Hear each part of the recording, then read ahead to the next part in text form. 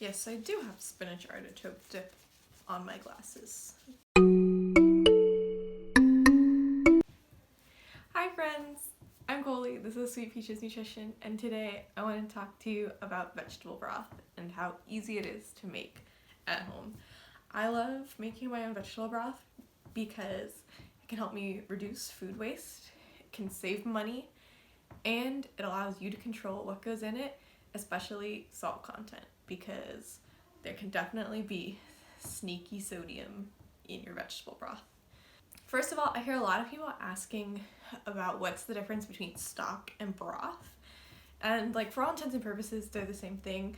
So if you're talking about like chicken, stock is like a longer process of really boiling the bones and getting a thicker, richer stock because you're breaking down the collagen in the bones and getting that into your stock, versus broth is just kind of the same process with vegetables, a light steeping with extra meat and stuff. So stocks are typically richer, but in terms of vegetables, it's all the same process. Let's talk about how you make your own vegetable broth. It couldn't be any easier. You don't need any special ingredients. All you need is some sort of like Ziploc bag or container that you collect your vegetable scraps in. So this is a great way to reduce food waste because you can put your onion skins in there. They're packed full of nutrients, but you wouldn't really eat them. And I also like to put like the ends of my celery that are a little more fibrous or something I really wouldn't want to like munch on, but I can save for my stock. Carrot peels, if you peel your carrots if they're kind of rough and you don't like to eat that. Mushroom stems. Really, you can put just about anything in. I would kind of steer clear of like cruciferous vegetables because they have a really kind of pungent, strong flavor. So you maybe wouldn't want to put like broccoli or Brussels sprouts in your vegetable stock, but I'm not here to judge. But yeah, most vegetable stocks contain celery, carrot, so those are nice to contain. It's also a great way to use up things that are kind of like on their last leg, or like you might not really want to eat them, but they're not like fully moldy garbage yet. Throw them in your stock.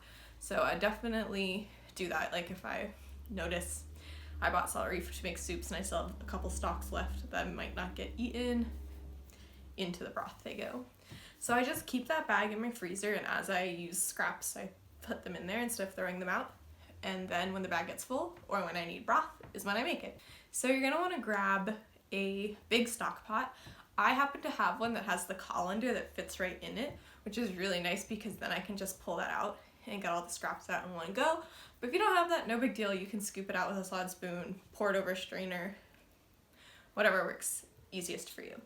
So no measuring is necessary. It's super easy.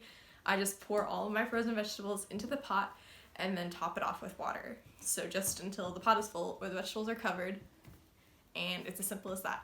So you can see that I'm gonna throw some parsley into my stock because I don't think it's gonna all get eaten before it goes bad. I bought it to make some ranch and it didn't all get used up.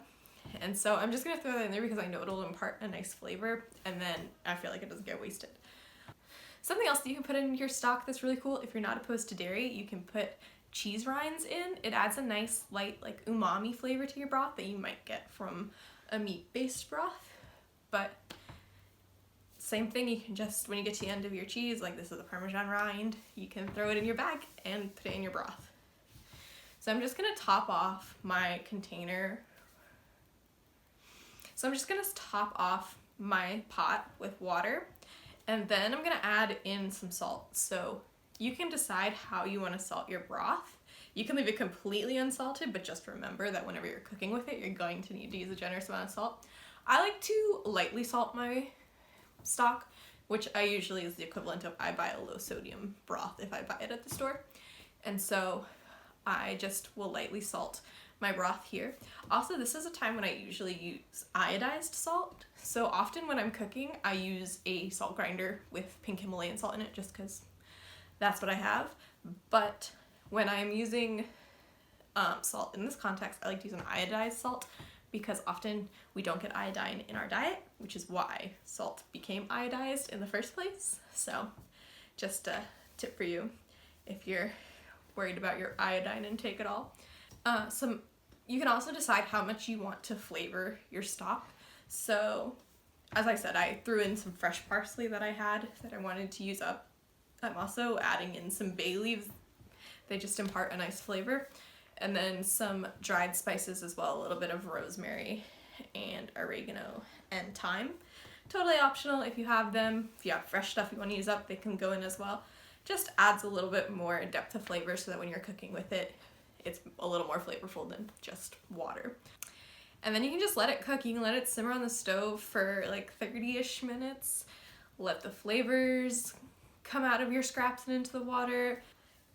The water-soluble vitamins and minerals will infuse into the broth, and it will make your house smell delicious. My sister said it smelled like Thanksgiving today, and so I take that as a high compliment.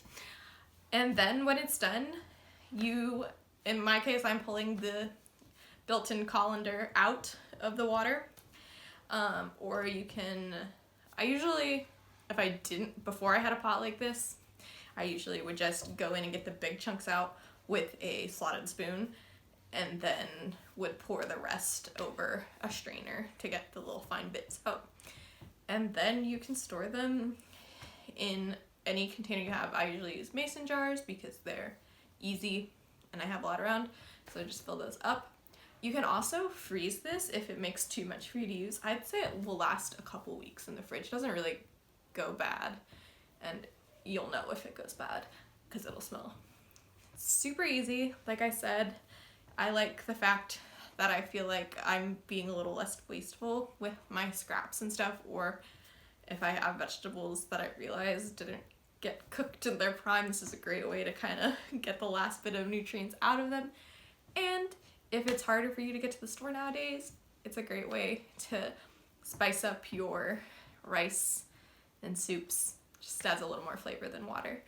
So if you want a couple of variations on broth, that's like your basic vegetable broth.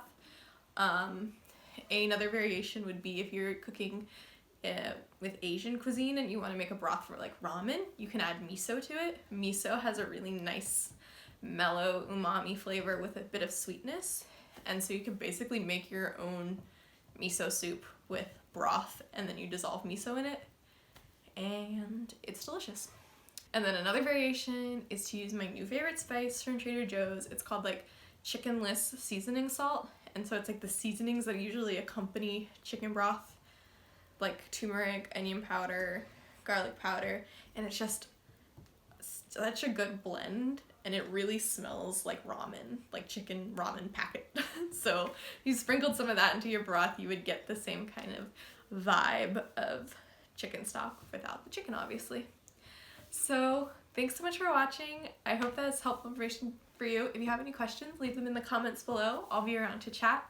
There's nothing else to do. And I'll see you guys tomorrow. Bye!